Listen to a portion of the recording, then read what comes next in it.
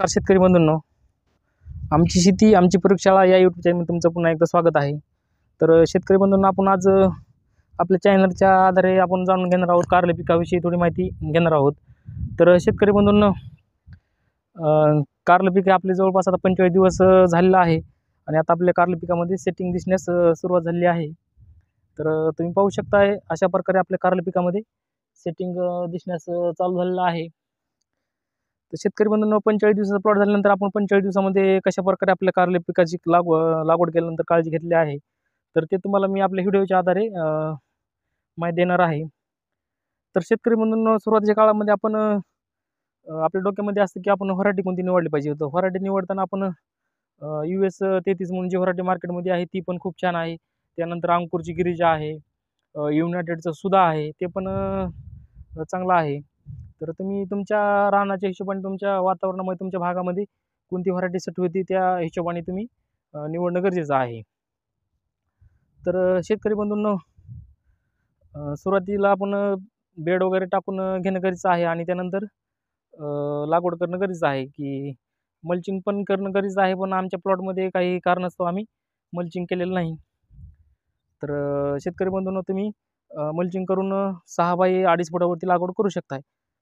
तर आम्ही मल्चिंग केलेलं नाही, परंतु लागवड केल्यानंतर पहिल्या टप्प्यामध्ये आपण कोणती फवारणी करणं गरजेचं आहे. तर शेतकरी बंधूंनो, सुरुवातीच्या काळामध्ये कारले पिकामध्ये थ्रिप्स, पांढरी माशी, आळी अशा प्रकारे आपल्या कारले पिकामध्ये कीटक आढळून येतात. तर त्यासाठी आपण काय करणं गरजेचं आहे, सुरुवातीच्या काळामध्ये आपण कारलं पीक ज्यावेळेस आपला वेल सुटतो कारल्याला, तर त्यावेळेस आपण आपल्या कारले पिकामध्ये एक 40 ते 45 मिली प्रति मिली 20 लिटर पाण्यामधून बेनव्याची पहिली फवारणी घेणं गरजेचं आहे, जेणेकरून भविष्यामध्ये आपल्या कारले पिकामध्ये व्हायरस येणार नाही. तर शेतकरी बंधूंनो, त्यानंतर आपण आदलून बदलून आपण पांढऱ्या माशीसाठी डायफेन्थुरान किंवा अनेक जे आलिका वगैरे असे रसोचीन किडीवर चालणारे जे कीटकनाशक आहेत, तर त्याची फवारणी अधूनमधून घेणं गरजेचं आहे. थ्रिप्ससाठी तुम्ही बायो 3 घेऊ शकताय आणि अधूनमधून एखादं बुरशीनाशक घेऊ शकताय. तर शेतकरी बंधूंनो, सुरुवातीचे एक 20 ते 25 दिवसानंतर तुम्ही चांगले टॉपचे बुरशीनाशक घेऊ शकता, जेणेकरून आपल्याला डावणी आणि भुरीचा प्रादुर्भाव होणार नाही. तर डावणीसाठी आपलं कर्जेट पण जे कर्जेट नावाने जे आहे, तर ते 2 ग्रॅम प्रति 20 लिटर पाण्यामध्ये 40 ग्रॅम जर घेतलं, प्रति लिटरला 2 ग्रॅम जर वापरलं, तर आपण डावणीसाठी त्यापासून सुटका मिळू शकतो. तर त्यानंतर भुरीसाठी इंडेक्स असेल किंवा निसोडियम असेल धानुकाचं, हे पण आपण एक 12 ते 15 ml निसोडियम जरी आपण एक 15 दिवसाच्या अंतराने घेतलं, तर नक्कीच भुरी आपली 100% कंट्रोलमध्ये येते. आणि जर आता अशा प्रकारे जर आपल्या अनावश्यक शेंड्यांची वाढ जर चालू असेल, तर आपण ड्रीपमधून 0.34चा एक डोस देणं गरजेचं आहे, जेणेकरून आपल्या शेंड्यांची अशी अनावश्यक न वाढवून खाली फुटे होऊन सेटिंग चालू होईल.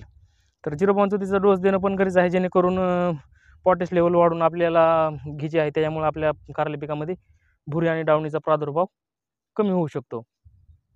तर त्यानंतर कारले पिकामध्ये जर मेन प्रॉब्लेम म्हणलं तर व्हायरसचा.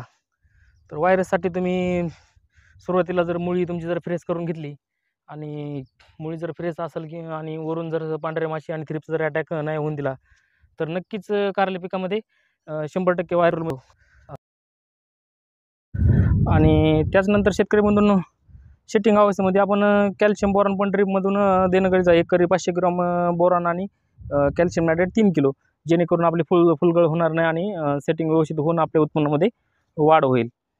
आणि शेतकरी बंधूंनो, प्रमुख कीड जर म्हणलं तर कारले पिकामध्ये फळमाशी. तर फळमाशी शेतकरी बंधूंनो, आपल्या कारले पिकामध्ये सेटिंग अवस्था चालू झाल्यानंतर ज्यावेळेस आपल्या प्लॉटमध्ये एखादं जर फळ दिसायला लागलं, तर आपण नक्कीच फ्रूट माशीसाठी किंवा फळमाशीसाठी आपण सापळे लावणं गरजेचं आहे.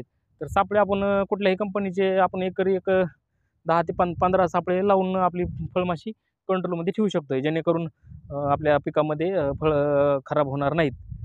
आणि फळमाशीचा एवढा अटॅक राहतो की जवळपास आपली 60 ते 70% कारले पिकामध्ये नुकसान होण्याचे चान्सेस असतात.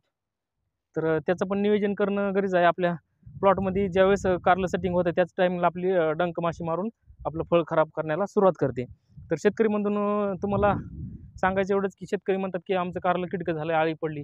तर ती आळी नसून फळमाशीचा डंक आहे आणि आपल्याला सापळा लावणे गरजेचं आहे. किंवा तुम्हाला जर समजा सापळ्याचं जर मॅनेजमेंट जुळत नसेल तर आपण जे सुमोटोमोचं मिओथ्रिन जी कीटकनाशक आहे, तर आपण एक 20 लिटरला आपण 25 मिली जर प्रत्येक 15 दिवसांनी जर फवारणी केली तर ती प्रोटोमाशीसुद्धा कंट्रोलमध्ये राहते. आणि शेतकरी बंधूंनो, असेच नवनवीन व्हिडिओ पाहण्यासाठी आपलं चॅनल तुम्ही सबस्क्राईब करायचं आहे आणि व्हिडिओ शेअर करायचा आहे. तर धन्यवाद. असेच आपण नवनवीन व्हिडिओ आपल्या चॅनलच्या मार्फत तुमच्यापर्यंत पोहोचण्याचा प्रयत्न करणार आहोत. भाजीपाला असेल किंवा फळबागा असेल, सोयाबीन, हळद पीक असेल किंवा अद्रक पीक असेल, अशा अन्य पिकांची माहिती आपण आपल्या चॅनलच्या आधारे तुमच्यापर्यंत पोहोचण्याची मदत करणार आहोत. तर धन्यवाद.